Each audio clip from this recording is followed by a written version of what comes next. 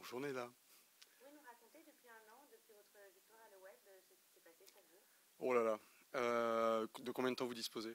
Non, on a gagné la compétition l'année dernière, début décembre, et en fait, on a évidemment fait la fête le soir même. Et le lendemain, la question qu'on se posait avec l'équipe, c'était de savoir comment on pouvait transformer cette victoire en un actif tangible, que ce soit pas juste un feu de paille. Et pendant qu'on était en train de se poser la question, j'ai reçu un appel de Techstar, où on avait déposé un dossier quelques mois auparavant, qui n'avait pas été forcément très très regardé, j'imagine. Mais là, on était tombé sur leur radar. Et en fait, on a commencé à discuter avec eux. Donc, Techstar, c'est un accélérateur aux États-Unis.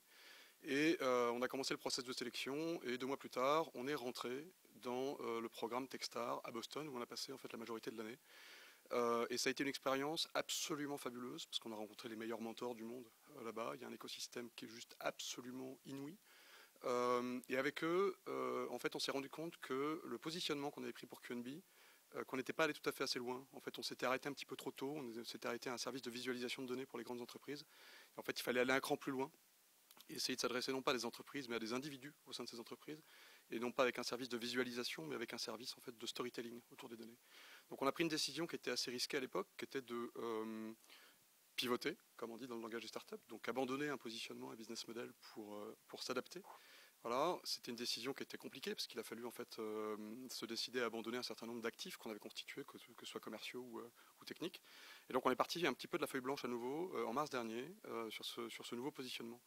Et on a sorti un produit sur ce nouveau positionnement au tout début du mois de septembre qui montre qu'en fait on a eu raison de prendre ce risque-là et que le risque était payant parce qu'on a trouvé un marché qui était le marché des web agences avec un produit de storification des données de Web Analytics, donc de storification des données de trafic web, en particulier à partir de Google Analytics. Google Analytics, c'était un produit qui était très complexe.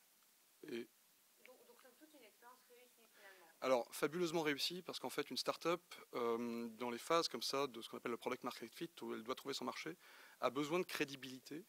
Et un award, un prix comme celui-ci, donne énormément de crédibilité et énormément de visibilité. Donc ça vous permet en fait d'ouvrir beaucoup de portes qui ne s'ouvraient pas forcément facilement avant et d'avancer. Et donc en fait, je pense qu'on n'en serait pas là aujourd'hui, évidemment, si on avait gagné le prix l'année dernière.